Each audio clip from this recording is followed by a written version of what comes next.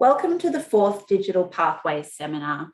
This digital literacy series for small business owners is made possible by the Metropolitan Partnership Development Fund, an initiative from the Department of Jobs, Precincts and Regions. It is a collaboration between Bayside, Boroondara, Glen Eira and Stonington City Councils. This seminar will provide an overview of the digital sales cycle concept. Today, we'll begin by looking at the traditional sales funnel model, learn about the more modern emphasis on centralising customer experience, and finishing up by discussing sticking points as well as the modern digital sales cycle. So, what is a digital sales funnel? A traditional sales funnel is a visual representation of the stages consumers go through when purchasing something from your business. So, there are 4 key phases. These are awareness, interest, desire, and action. The funnel gets smaller as you move towards the bottom because your audience gets smaller as you move towards purchase phase. The awareness stage at the top of the funnel represents your entire potential market. More and more potential customers will fall away at each stage of the funnel until you have a small proportion of your total audience to who makes a purchase. So awareness is the first stage. This is where the market becomes aware of your brand mission and values. Interest is the second stage, where your audience is probably aware that they have a need or a problem. They're looking for a solution. At this stage, they're on a fact-finding mission, looking for information about the products and services that might fulfill their need or solve their problem. In the desire phase, the customer has decided what they want and they want a particular product or service, but they're comparing brands to find the best offer. The best offer is going to depend on the preferences of the particular target audience. It could be something like price, could be quality, location, customer service, customization, or extras. The action stage is the point where the customer makes a purchase. So, as I said, this is a very traditional marketing design model. It's worth understanding and keeping in mind, though, because it is a good representation of the fact that businesses need to build up a relationship with their customer and go through each phase before they commit to purchase. A good metaphor for this is that the action stage is the proposal of marriage, and the awareness stage is meeting someone for the first time. When in a relationship with people, you never go from meeting someone for the first time straight through to proposing to them. You need to nurture your relationship with them in the middle, and the same goes for sales in business. So not all businesses need to invest in all stages of the sales funnel. It really depends on your brand, your product, and your price point. So, for example, a local cafe right next to a train station with a target audience of train commuters doesn't really need to invest much in the desire phase of its marketing funnel. So that's the phase where the consumer is aware of the problem and is comparing brands to find the right fit for them, the best offer for them. So in the case of our train station business, they don't need to invest in this phase because the appeal of the business for their target audience is its location and its convenience. On the other hand, a cafe 100 meters down the road with the same target audience is probably going to have to put more of an effort into their desire stage of marketing and make a stronger offer. So maybe a lower price, maybe they have a nicer storefront, maybe they have better coffee to draw the same target audience in and draw them away from the other cafe.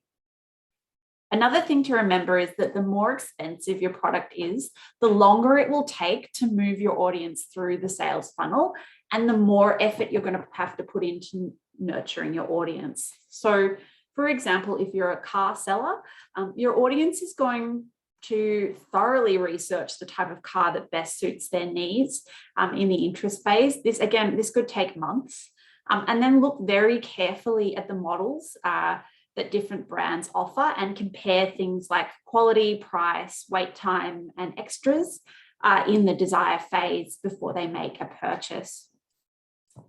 The greater the need for a product is, the faster a prospect moves through the sales funnel. So, for example, if it hits 3 p.m. and an office worker wants a caffeine hit, they're not going to spend half an hour researching the best coffee in the area or the cheapest coffee in the area. They're going to head out to their usual cafe that's close by and that they know is open. And they'll probably have moved from interest or, even aware of, oh, I want a coffee, through to action, purchase within 10 minutes.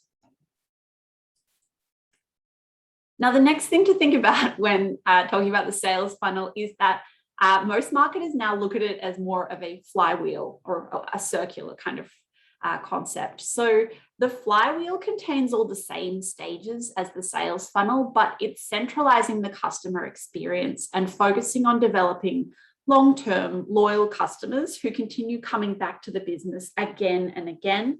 These customers help the flywheel gain momentum by becoming brand ambassadors and recommending it to others. So in the sales funnel, the traditional model, cultivating customer loyalty is often left as an afterthought or left out entirely. It's really about drawing totally new customers in and pushing them through to the purchase stage. This is a mistake, particularly in digital spaces where the consumer has a really strong voice and their own audience, and they really, the internet really works as having a whole, consumers become miniature brand ambassadors.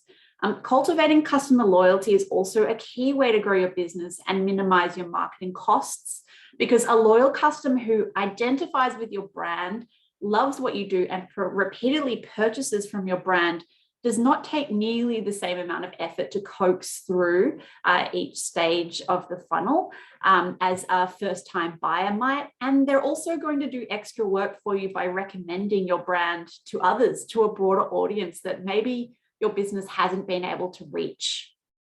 So what we've got here on the left is HubSpot's flywheel diagram.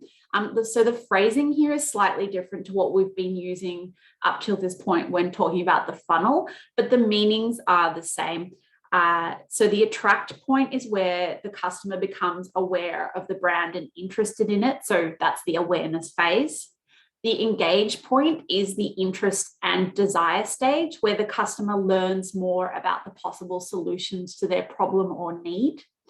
Now, the delight point is the new stage. Now, this focuses on the customer experience of the product or service after they've made the purchase. So it's in this stage that customer loyalty is formed. And the other reason that the funnel has been converted to a flywheel in recent years is that a flywheel is slowed down by friction. So this metaphor is placing an emphasis on identifying points of friction or issues with your marketing approach and eliminating them. And that's what we're going to look at next. So what's a sticking point? So when customers stay at a particular point in the sales funnel for an unusually long period of time, or a stage where there is a significant drop-off in customers, this is known as a friction or a sticking point. It usually means that something is lacking in the sales funnel, and our goal as marketers is to eliminate these. So an example of a sticking point at the awareness stage of your sales cycle might be something like a business that spends a lot of money on Google Ads but has a very high bounce rate. A bounce rate is where visitors leave the website on the page that they were first directed to. So this would probably point to a disconnect between in brand communication. So probably what your brand is pitching, your business is pitching in the Google ad is not lining up with what visitors see when they go to your landing page. So something is lacking or something is amiss in your language, your communication, your imagery on your page. That is, it's pushing people away. An example of a sticking point at the interest phase might be something like a social media business with a social media channel that gets a lot of engagement, but only gets a few click-throughs onto the website where customers make inquiries or purchases. Now, this is probably an issue with audience targeting. For example, the content you're putting out is entertaining or engaging an audience who isn't your target market, who aren't the people that are going to purchase what you're selling. They're interested in what you're putting out, but it doesn't connect with what you're selling. It doesn't align with their needs. Another possibility here where you get engagement, through at interest stage, so engagement through something like your social media channel, but not a lot of click-throughs, might be that you're engaging people for the wrong reasons. You might be purely entertaining them, but it's not building up your brand credibility or the trust that people have in your brand. And then that's really an issue of content marketing and the way that your brand is being represented in these phases. An example of a sticking point of the desire phase might be something like you have a business that gets a lot of inquiries or requests for quotes, and then only a few follow through purchases. So this indicates that the customer has found a better offer elsewhere, and the sticking point is going to be something relating to your target audience's preferences. So it could be price, turnaround time, or even their initial customer service experience with you. Again, it's going to depend on what your target audience prefers and desires.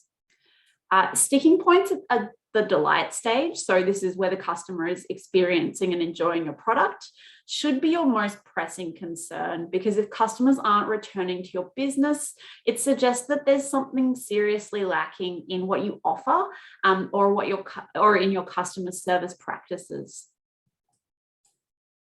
So all of the principles of the sales funnel or the sales cycle apply to businesses that operate partially or wholly in digital spaces.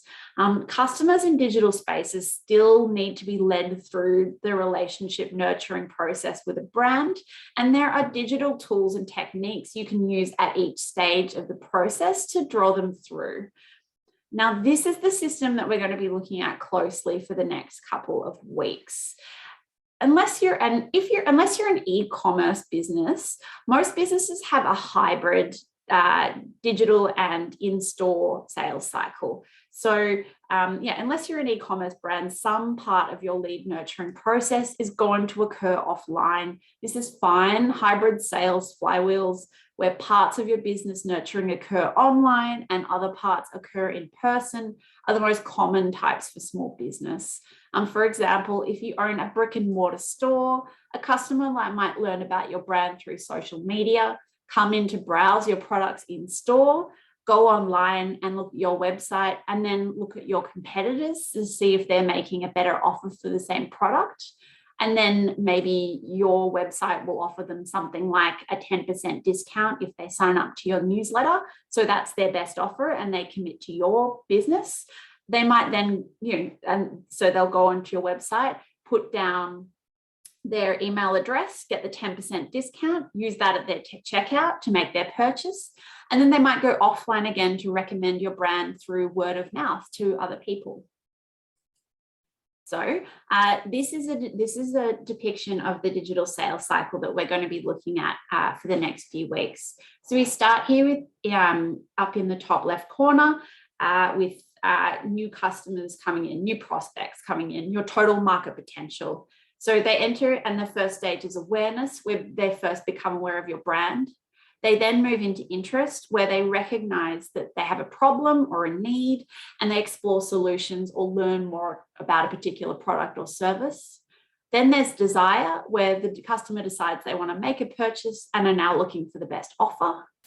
There's action, where your customer makes the purchase. And then there's delight, where your customer's successful product or service experience transforms them into a loyal customer and brand ambassador. And you can see here that once you have someone in the delight phase, once you have a loyal customer, you skip the awareness phase entirely. So they move from delight, they become a loyal customer, they're once again interested, they learn about new products on the market. Desire, they look at your website. Action, delight, interest, desire, action. And this is the cyclical relationship that's formed with a loyal customer base. So as a working example, we'll once again use Paris of the South Cafe. So we've got total market audience up in the top left-hand corner, then move into the awareness phase. The way that Paris of the South is going to build brand awareness is through organic and paid Instagram marketing, engaging influencers, something like local publications, as well as local cooks and tastemakers, encouraging them to come down, maybe even offering them some kind of discount in exchange for their review of, or their posting about the business. And also the physical storefront itself is going to build brand awareness because it's going to build curiosity amongst locals in the street.